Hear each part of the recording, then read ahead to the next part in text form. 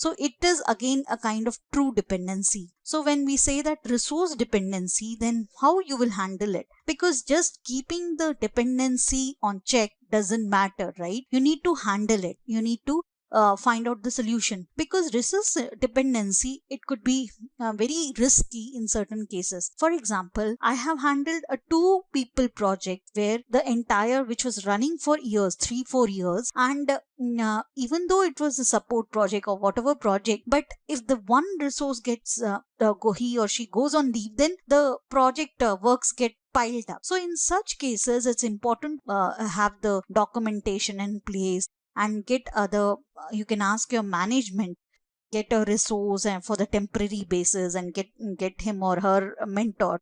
So resource dependency, one another if in large projects, for example, if the reframing of the ERP comes in, so it's always important to divide it, and always important to attach one resource with the core person, so that the knowledge does not go with them, because it's a IT.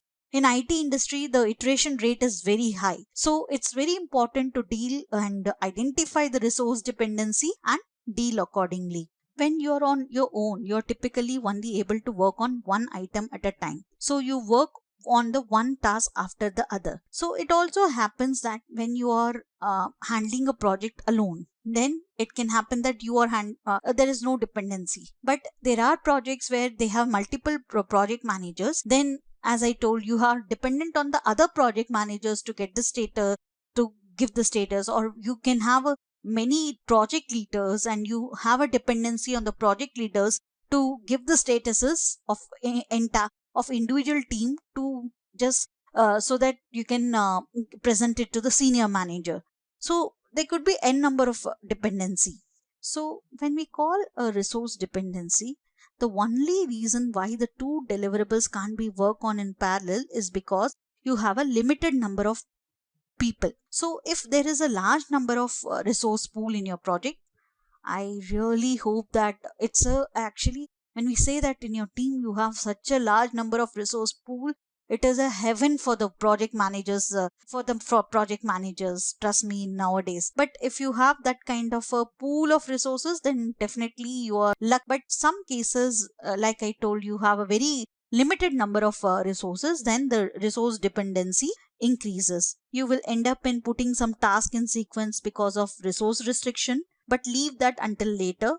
For now, try to focus on the work that by nature demands to be done in sequence. So if you, for an example, you have only two resources in your project, then how you will do it? You have to identify. Again comes the prioritizations in the picture.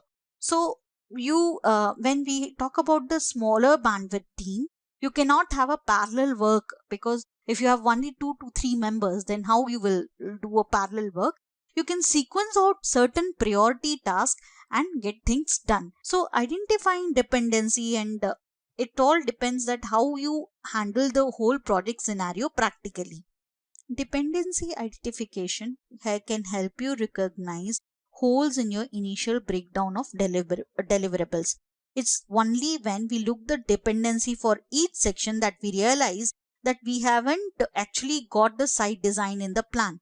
Certain times when we identify the dependency, then it's very important to know, we can just find out the loopholes in our project, because it is human that we have not considered those dependency in the initial plan itself. And it can happen, for example, because we are at the end human, and suddenly the complex structure or the dynamic structure of the project in practical, in real time scenario, project managers are given projects which they have not involved in the during in the initial stages.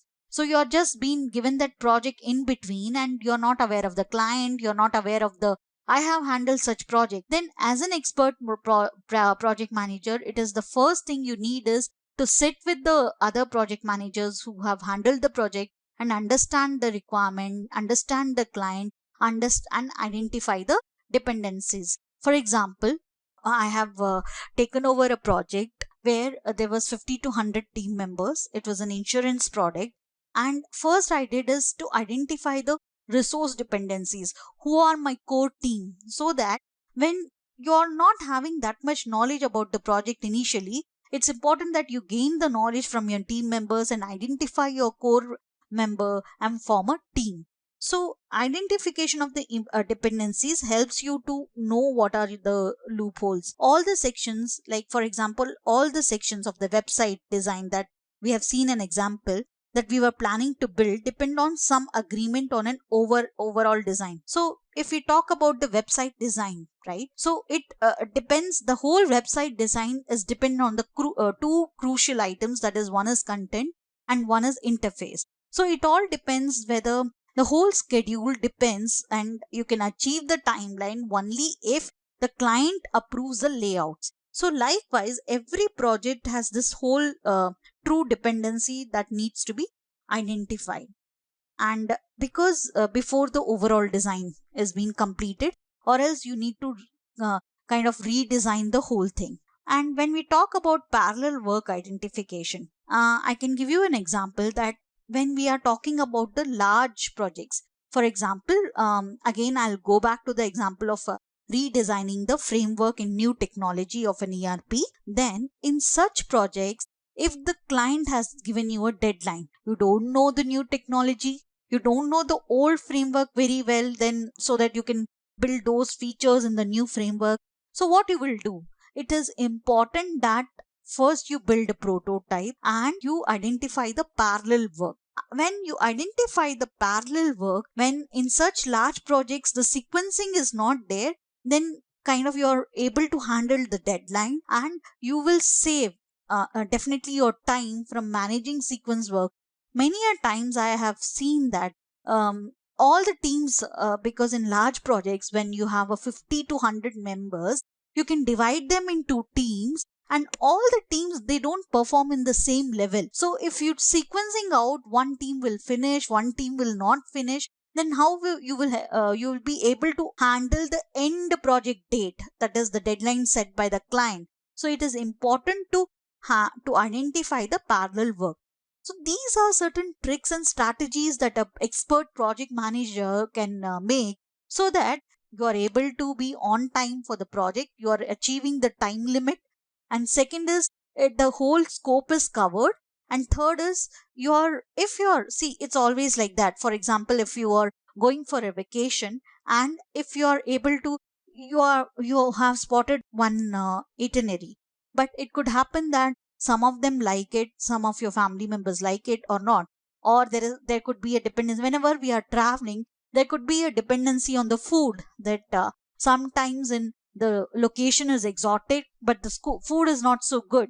So these kind of dependency, what we do, we just plan it out to mitigate it, like we take our own lunch or dinner, so it's so short trips, I'm saying. So likewise in project also, it is not that all dependency cannot be handled. As an expert project manager, it's our duty to handle it and form a team, and also communicate to them very clearly that, see, these are the dependencies and we need to get over it. There could be some technical things, then we can go to the client and say that we are going to buy this tool, are you going to pay for it? So there are n number of things, the ways which we can handle.